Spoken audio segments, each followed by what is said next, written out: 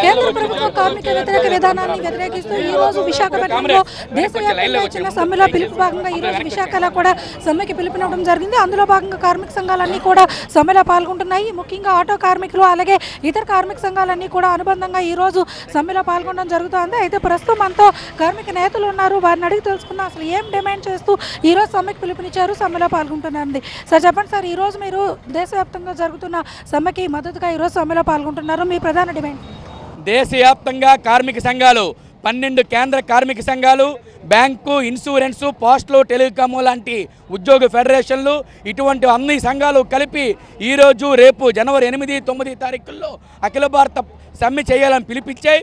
ఈ సమ్మె తాలూకా ప్రధాన డిమాండ్లు ప్రభుత్వ రంగాన్ని పరిరక్షించుకోవాలి, అసంఘటిత రంగం కార్మికులకి సమగ్ర చట్టం చేయాలి, కనీస వేతనం 18,000 రూపాయలు తక్కువ లేకుండా నిర్ణయం చేయాలి, ఎవరైతే ఆశా, అంగన్వాడీ, మధ్యాహ్నం భోజనం పథకంలో పనిచేస్తున్న స్కీమ్ వర్కర్లు ఉన్నారో వాళ్ళని ప్రభుత్వ ఉద్యోగులుగా గుర్తించాలి, ఆటో, ముఠా, తోపుడు బళ్ళు, భవన నిర్మాణ కార్మికులు ఎవరైతే ఉన్నారో వీళ్ళందరికీ కూడా సమగ్రమైన చట్టం చేయాలి, అందరికీ పిఎఫ్, ఈఎస్ఐ పెన్షన్తో కూడినటువంటి చట్టాన్ని అమలు చేయాలి అన్న తదితర డిమాండ్లతోటి ఈ సమ్మె జరుగుతుంది.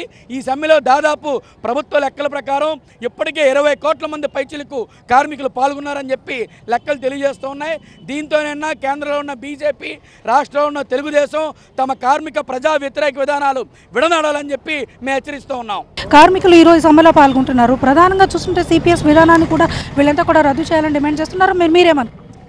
ఇది ఖచ్చితంగా సిపిఎస్టీ రద్దు చేయాలనే దాంట్లో న్యాయం ఉంది.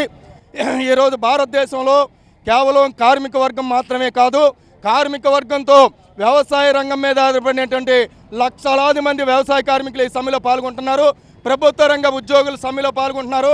అసంఘటిత రంగంలో పనిచేసినటువంటి ఆటో డ్రైవర్లు, ముఠా కళాశీలు, చిల్లర వర్తకులు, తోపుడు బలికాలు, ఇతర కార్మిక వర్గం అంతా కూడా ఈ సమ్మెలో పాల్గొన్నాయి. ఈ సమ్మెలో ప్రధానంగా ఏం డిమాండ్ చేస్తున్నారు? ప్రధానంగా మా డిమాండ్ ప్రభుత్వ రంగాన్ని కాపాడాలని చెప్పి బ్యాంకులు, ఇన్సూరెన్స్, స్టీల్ ప్లాంట్ని, బస్సుల్ని కాపాడాలని, అనార్గనైజ్ సెక్టర్లో పనిచేసిన కార్మికులకి సంక్షేమ బోర్డు చేయాలని, ప్రజలు వాడే వంట గ్యాసు, బియ్యము, పప్పులు, ఉల్లిపాయల ధరలు వెంటనే తగ్గించాలని చెప్పి కార్మికులు పోరాడి సాధించుకున్న చట్టాల్ని తిరగరాసే విధానం వెంటనే ఆపి చట్టాలు పటిష్టంగా అమలు చేయాలని చెప్పి ఇవాళ రేపు జరిగినటువంటి సమ్మెలో ప్రధానమైన డిమాండ్లు.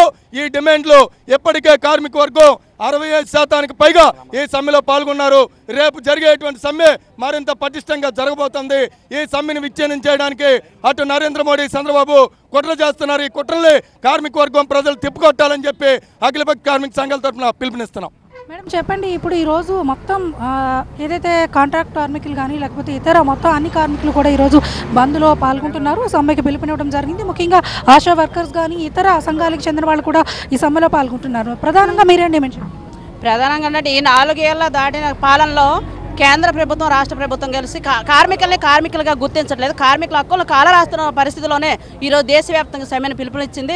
ఇప్పటికైనా అన్ని రకాల కార్మికులకి ఉద్యోగ భద్రత కల్పించాలి, వాళ్ళకి హక్కులు కల్పించాలి. పిఎఫ్, పిఎస్ఐ కూడా కొన్ని రంగాల్లో లేవు, కనీస వేతనాలు లేవు.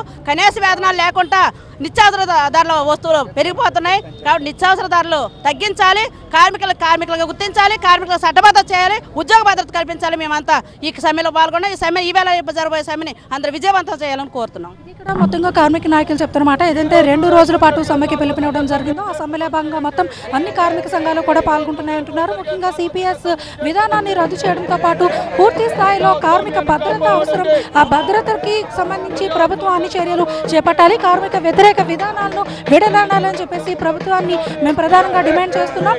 ఈ 2 రోజుల పాటు మేము ఏదైతే బంద్లో పాల్గొంటున్నామో మా డిమాండ్స్ని ప్రభుత్వం కనుక పరిగణలోకి తీసుకోనకపోతే కనుక సమ్మె ఉధృతం చేయడం ఖచ్చితంగా జరుగుతుంది. కార్మిక విధానాల్ని, కార్మిక చట్టాన్ని భద్రత కల్పించాల్సిన అవసరం ఉంది. అలాగే కార్మిక చట్టాన్ని పటిష్టం చేయాలి. 2 ప్రభుత్వాలు కూడా కార్మిక వ్యతిరేక విధానాల్ని అమలు చేస్తున్నందు నేపథ్యంలో మేము ఈరోజు దానికి నిరసనగా ఈరోజు బంద్లో పాల్గొంటున్నామని చెప్పేసి అంటున్నారు. ఏది ఏమైనా ఈ 2 రోజుల సమ్మె ద్వారా తమ నిరసన తెలియజేస్తూ హక్కుల సాధన కోసం పోరాడుతున్నామని తెలియజేస్తున్నారు. వీడియో జర్నలిస్ట్ నరేష్తో అనురాధ, HM టీవీ, విశాఖపట్నం.